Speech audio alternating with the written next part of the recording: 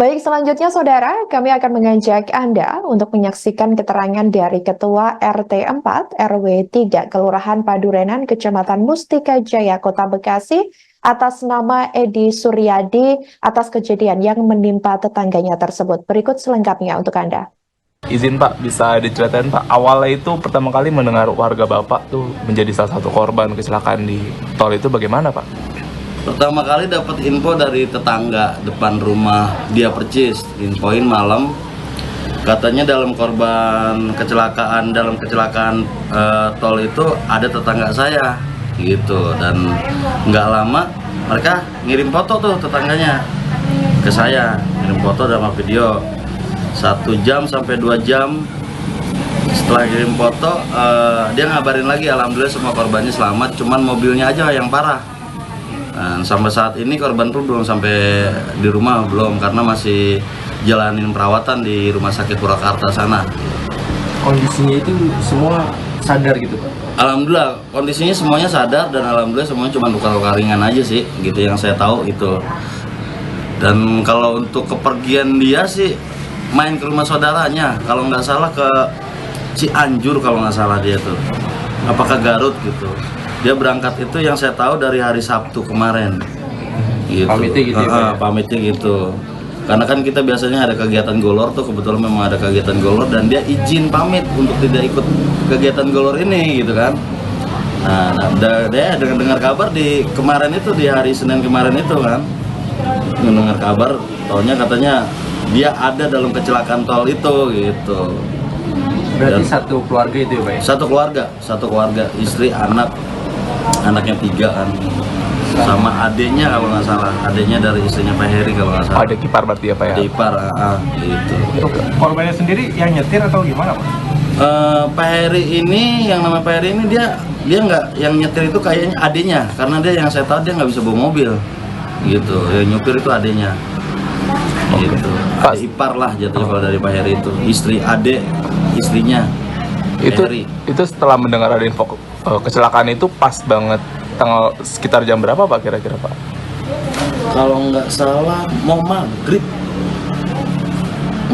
ya, pas mau maghrib lah, jam-jam 6:30, jam 6 lah saya dengar kabar itu.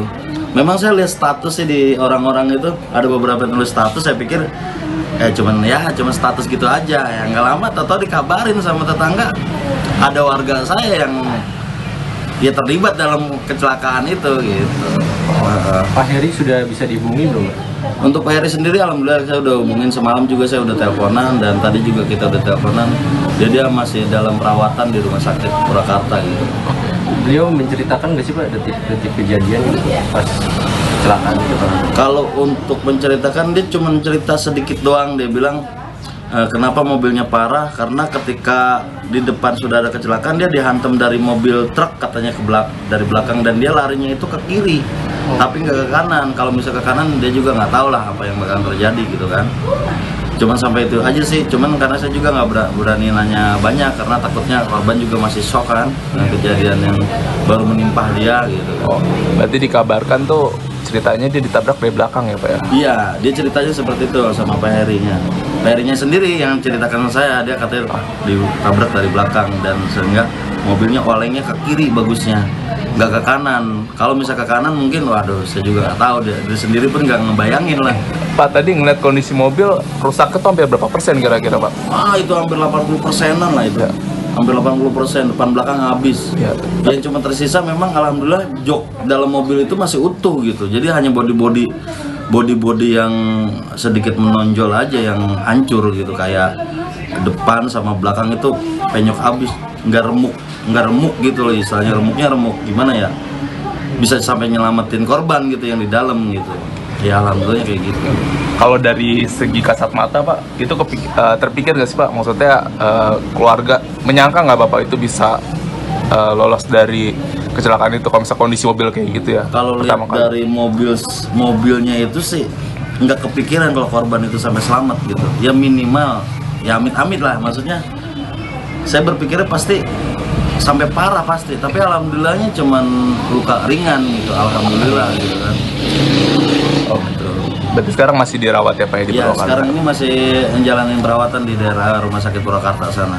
Oke, infonya kapan Pak pulang? Kalau dari ini berapa belum ada obrolan? Kalau info untuk dia pulang ke Bekasi tadi teleponan sama dia masih belum tahu karena masih jalanin perawatan juga kan. Download Tribun X sekarang, menghadirkan lokal menjadi Indonesia.